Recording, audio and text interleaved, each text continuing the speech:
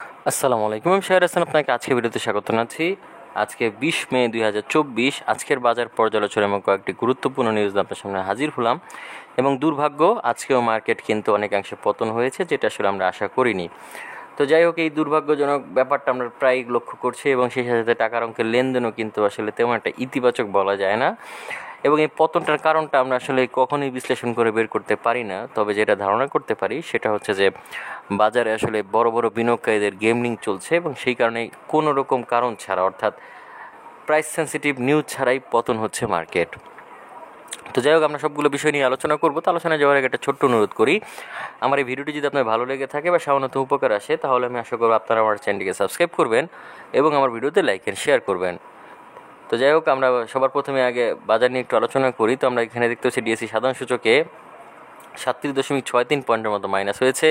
এছাড়া ডিএসসি 30 সূচকে আমরা দেখতে পাচ্ছি 9.56 পয়েন্টের মতো মাইনাস হয়েছে এবং ডিএসসি সূর্য সূচকে আমরা দেখতে পাচ্ছি 10.88 পয়েন্টের মতো মাইনাস হয়েছে। অর্থাৎ তিনটি ইন্ডেক্সে কিন্তু আমরা দেখতে পেলাম যে মাইনাস হয়েছে।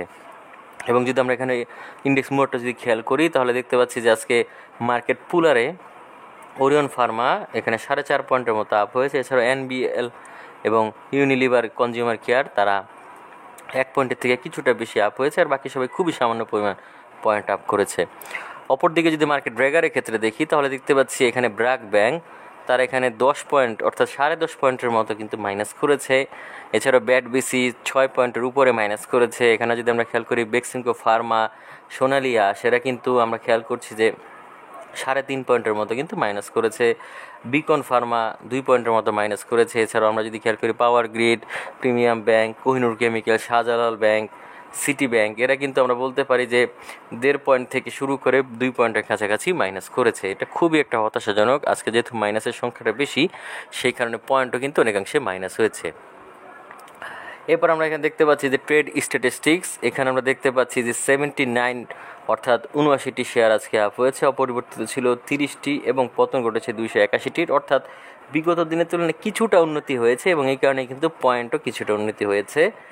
এরপর আমরা যদি এখানে দেখি যে টাকার অঙ্কের লেনদেনে আজকে গত দিনের তুলনায় কিন্তু প্রায় 150 কোটি টাকার মতো কিন্তু বৃদ্ধি পেয়েছে। এটা ভালো দিক আমি মনে করি।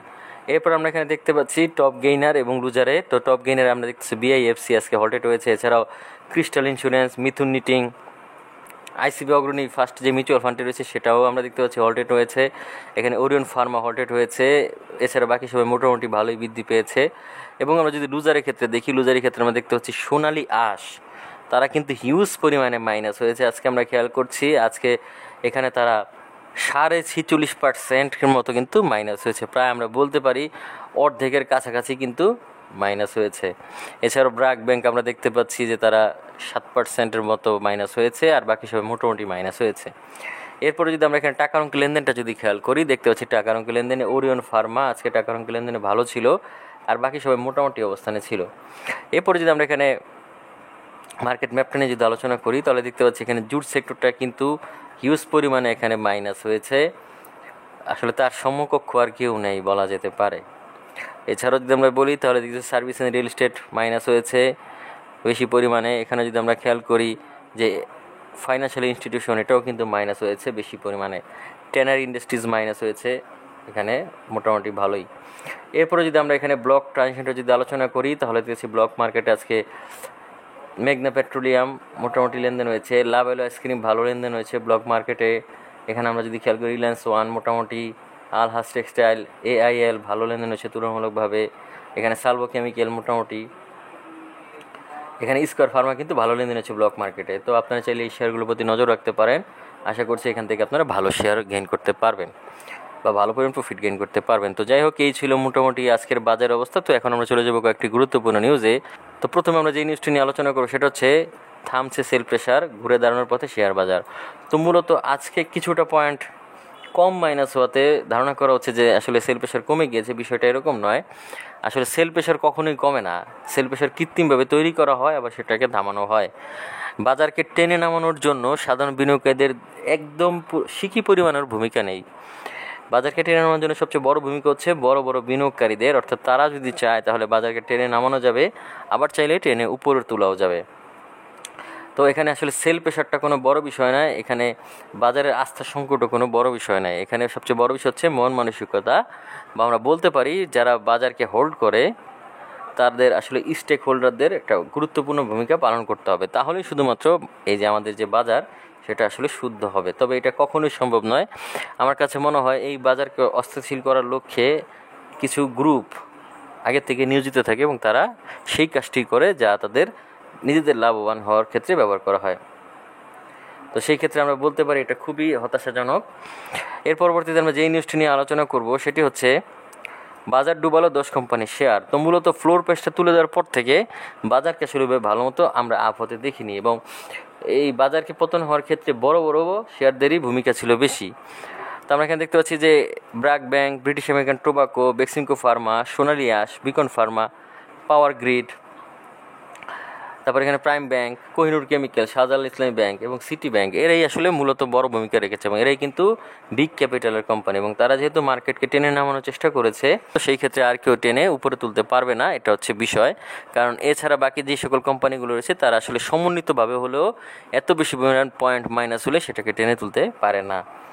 তো এবং তারাই কিন্তু মোটামুটি 33 পয়েন্টের মতো মাইনাস করেছে, যেটা সত্যিই হতাশাজনক।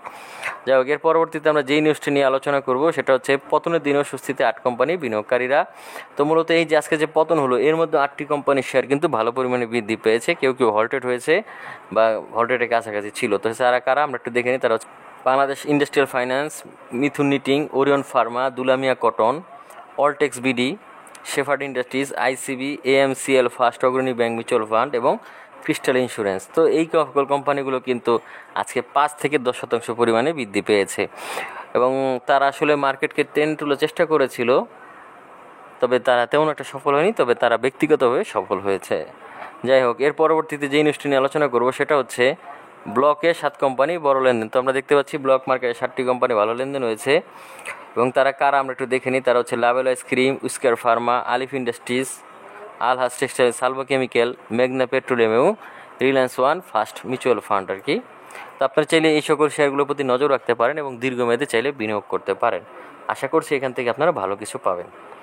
যাই হোক, এর পরবর্তীতে আজকের দিনে সর্বশেষ যেই নিউজটা নিয়ে আলোচনা করবো এটা একটা ভালো নিউজ বলা যেতে পারে মুন্নু সিরামিক্সের জন্য। তা সেটা হচ্ছে তিতাসের বকেয়া পরিশোধ, মুন্নু সিরামিক্সের সব ইউনিটের উৎপাদন শুরু।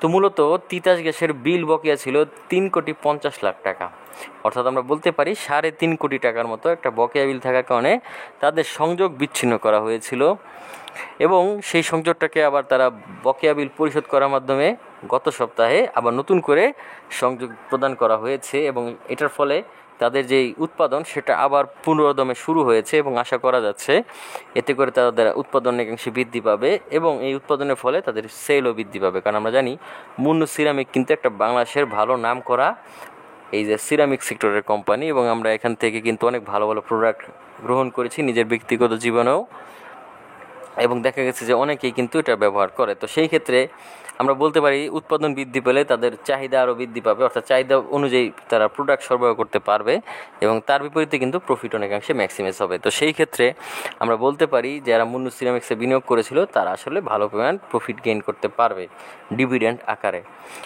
তো যাই হোক, এই ছিল মোটামুটি আজকের বাজারের অবস্থা এবং কয়েকটি গুরুত্বপূর্ণ নিউজ। তো আশা করছি আজকের এই অবস্থা এবং গুরুত্বপূর্ণ নিউজ আপনাদের ভালো লেগেছে। যদি ভালো লেগে থাকে বা সামান্য উপকার আসে তাহলে আমি আশা করি আপনারা আমার চ্যানেলটিকে সাবস্ক্রাইব করবেন এবং আমার ভিডিওতে লাইক শেয়ার করবেন। তো যাই হোক, আজকের বিষয়টা কথা বলুন, আজকে এখানেই বিদায় নিচ্ছি। আগামীতে দেখা হবে নতুন কোনো ভিডিও নিয়ে। সেই পর্যন্ত আল্লাহ হাফেজ, আসসালামু আলাইকুম।